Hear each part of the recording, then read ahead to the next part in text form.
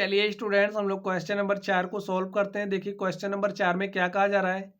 त्रिभुज A B C एक त्रिभुज है। यहाँ पे देखिए ए बी सी क्या है, ए बी सी एक त्रिभुज है। ए सी और ए बी पर खींचे गए शीर्षलंब ए सी और ए बी पर जो खींचा गया शीर्षलंब देखिए बी ई और सी एफ बराबर हैं। दर्शाइए कि त्रिभुज ए बी ई, यहाँ पे देखिए ए बी ई सर्वांगसम है ए सी एफ के। तो चलिए स्टूडेंट्स, हम लोग इस क्वेश्चन को सॉल्व करते हैं और देखते हैं इसका सॉल्यूशन क्या हो जाएगा। हमें दिखाना है त्रिभुज A B E सर्वांगसम A C F. चलिए हम लोग फर्स्ट नंबर को सॉल्व करते हैं।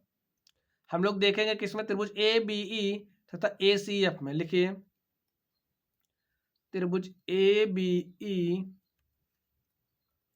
तथा ए सी एफ में। तो आप लोग ए बी तथा ए सी एफ में देखिए A B E, A B E हो गया।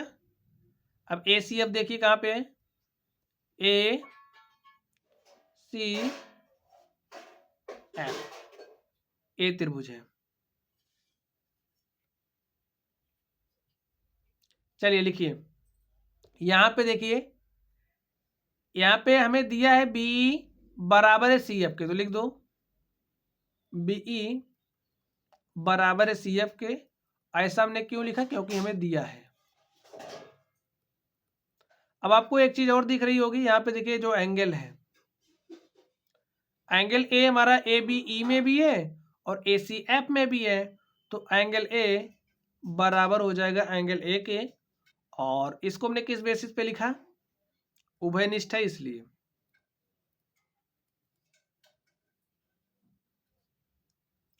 अब आप लोग नेक्स्ट देखिए, यहाँ पे आप लोग इस एंगल पे ध्यान दीजिए। यहाँ पे जो एंगल दिख रहा है आपको 90 डिग्री वाला, यहाँ पे देखिए एंगल दिख रहा है।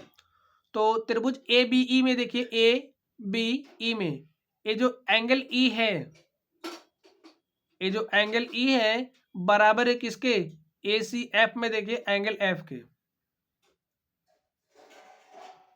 क्यों बराबर, क्योंकि लंब है, तो दोनों बराबर हो जाएंगे, 90 डिग्री का हो जाएगा।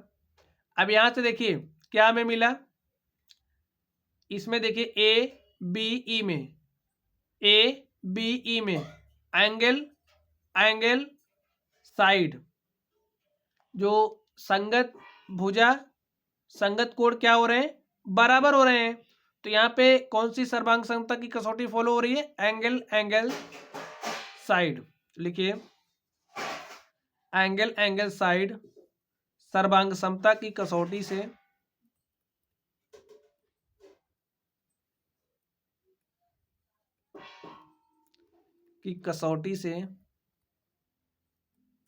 क्या हो जाएगा, जो त्रिभुज ए बी ई है,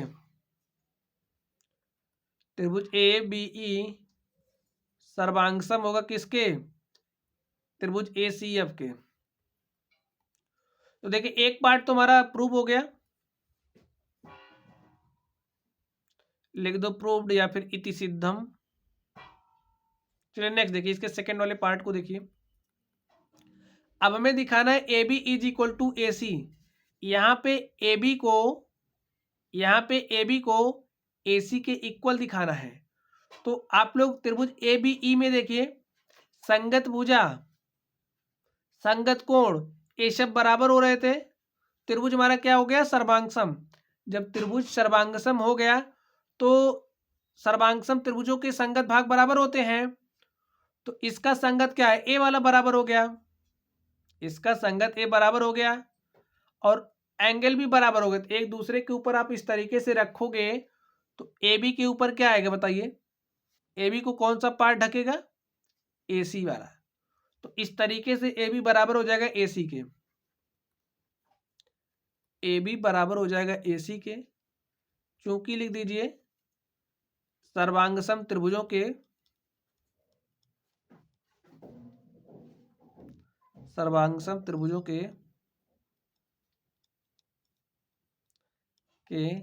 संगत भाग क्या होते हैं, बराबर होते हैं।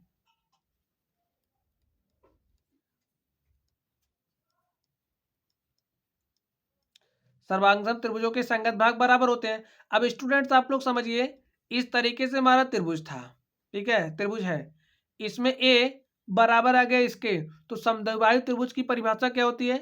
अगर कोई त्रिभुज है, उसकी कोई भी दो भुजा बराबर हो रही है, तो इस तरीके का त्रिभुज क्या कहलाता है? समद्विबाहु। इसमें देखिए ये दो भुजा क्या हो रही हैं? बराबर हो रही हैं, इसलिए क्या हो जाएगा? इसलिए सिद्ध हो जा रहा है ना कि ए बी सी एक समद्विबाहु त्रिभुज है, ए बी बराबर ए सी, इसलिए यह सिद्ध होता है कि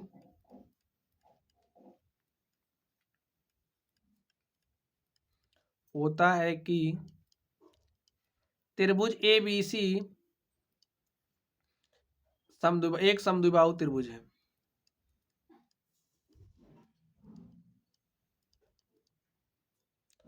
समद्विबाहु त्रिभुज है।